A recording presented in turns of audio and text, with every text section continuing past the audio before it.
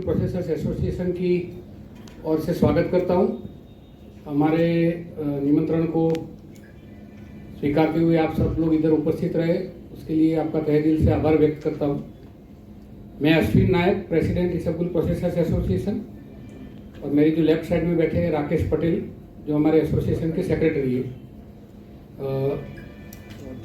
मेरे right side में जो बैठे हैं हितेश पटेल, वाइस प्रेसिडेंट है, अमित भाई पटेल ट्रेजरर, और अभिषेक शाह जॉइंट ट्रेजरर। ये हमारी टीम है। आज जो भी मैं एक बार पहले हम लोग एक छोटा सा वीडियो देखेंगे हमारा एसोसिएशन का है 3-4 मिनट का, उससे आपको एसोसिएशन के बारे में थोड़ा पता चल जाएगा। उसके बाद मैं एक पूरी ब्रीफिंग दे दूंगा और बाद में आपके जो भी क्वेश्चन आंसर है वो ज़्यादा करके मैं और राकेश भाई लेंगे। हमारा दिवेला एरंडा जो कहे ऐसे का ऐसा बेच देना। ये बनास, दूध सागर, साबर एक रिसर्च सेंटर बनाए और हम हमारे किसान जो यहाँ पर कैस्टर पैदा करते हैं, एरंडा पैदा करते हैं, दिवेला पैदा करते हैं, उसमें वैल्यू एडिशन कैसे करें और हमारा ये कीमती संपत्ति पानी के मोल से बाहर चली जाती है उसे हम बचाएं। दूसरा है ईसबगुल। ईसबगुल की ताकत बहुत बड़ी ताकत है, उसमें बहुत वैल्यू एडिशन हो सकता है। जब कुरियन जिंदा थे तो श्रीमान कुरियन जी को मैंने कहा था कि आप ईसबगुल पर वैल्यू एडिशन पर काम कीजिए। उन्होंने प्रारंभ किया था, आइसक्रीम बनाया था ईसबगुल का, और आइसक्रीम का नाम दिया था ईसबगुल। आनंद में शुरुआत की थी उन्होंने उस समय। इतना बड़ा ग्लोबल मार्केट है ईसबगुल का, उसके समय में भी अगर वैज्ञानिक तरीके से हम काम करें तो बहुत बड़ा बदलाव ला सकते हैं। Contributions to the world is Silom Husk, commonly known as Isabgol. Today, we take you on a journey through the history, mission and impact of the Isabgol Processor Association, IPA, an organization that has been at the forefront of this industry for decades.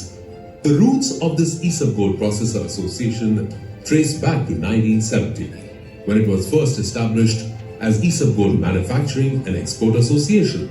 This pioneering body brought together manufacturers and exporters under one roof to promote fair trade practices and elevate the global standing of Indian silom. In 1995, recognizing the evolving needs of the industry, the association rebranded itself. जाने वाले container के frets बढ़ चुके हैं, लेकिन उससे भी ज़्यादा जो अभी तक ज़्यादा करके मीडिया में कहीं नहीं भी आया, यूरोप अमेरिका के फ्रेट जो कंटेनर के 3 महीने पहले $2,500 चल रहे थे, वो आज $10,000 है। सिंस 2017 से चल रहा है। हमने काफ़ी बार प्रेजेंट किया इसके लिए, लेकिन हमको कोई रिप्लाई नहीं मिला, तब जाके हमको ये स्टेप लेना पड़ता है। नमस्कार, मैं अश्विन नायक, प्रेसिडेंट ईसबगुल प्रोसेसर्स एसोसिएशन। अभी हमारी इंडस्ट्री जो है वो जीएसटी का जो इश्यू फेस कर रही है, क्योंकि ये 90% एक्सपोर्ट ओरिएंटेड इंडस्ट्रीज है, और इसके ऊपर पहले जब वेट का रेजिम था तब 0% टैक्स ही था, और जीएसटी में भी गवर्नमेंट, सेंट्रल गवर्नमेंट की मंशा 0% टैक्स की थी, लेकिन कोई एक सेंटेंस के कारण हम सब लोग इसके चक्कर में फंसे, और 7-8 साल से जो टैक्स लग रहा था उसका करीबन 1 साल पहले हम लोगों ने वापस एक मुहिम शुरू किया कि हमको इसको क्लैरिफिकेशन देके वापस 0% टैक्स पे लाइए, क्योंकि इसमें गवर्नमेंट को कोई रेवेन्यू लॉस है नहीं, और इंडस्ट्रीज का जो लिक्विडिटी ब्लॉक हो रहा है उसके कारण पूरी एमएसएमई इंडस्ट्रीज है, उसको जो वर्किंग कैपिटल है उसके अंदर मुश्किलें आ रही है। इंडस्ट्रीज ऑलरेडी यूएस का टैरिफ और जो गल्फ वॉर है उसके कारण अलग अलग मुश्किलों में से पसार हो रही है।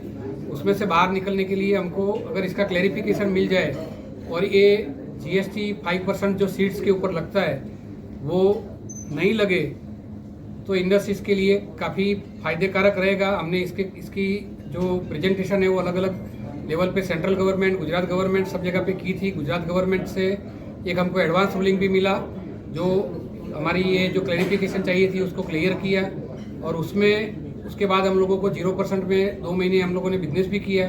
लेकिन रिसेंटली राजस्थान गवर्नमेंट में जो एडवांस रूलिंग आया वो अलग आया, और उसके कारण वापस दोनों जगह पे जो ट्रेड है वो हॉल्ट हो चुका है। अभी मंडियाँ बंद है, एक्सपोर्ट हमारा पूरी तरह से इफेक्ट हो रहा है, फार्मर्स जो माल बेचे आ रहे हैं उनको मंडियों से वापस जाना पड़ रहा है। तो ये सब कन्फ्यूजन दूर करने के लिए मैं दोनों स्टेट की गवर्नमेंट्स और जो सेंट्रल गवर्नमेंट है उनको रिक्वेस्ट करूंगा कि इसकी जल्द से जल्द क्लैरिफिकेशन करें, क्योंकि ये जो जीएसटी है 5%, उसके गवर्नमेंट को कोई रेवेन्यू लॉस है नहीं, और ये अगर नहीं लगता है तो इंडस्ट्रीज को इसके कारण एक काफ़ी अच्छी खासी लिक्विडिटी मिलती है।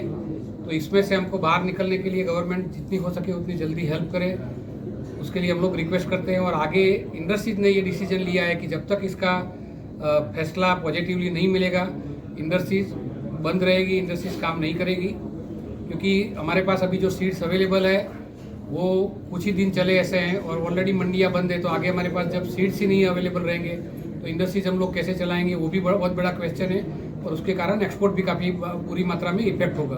तो ये हमारी गवर्नमेंट से रिक्वेस्ट है कि इसका जल्दी से जल्दी सॉल्यूशन लाए।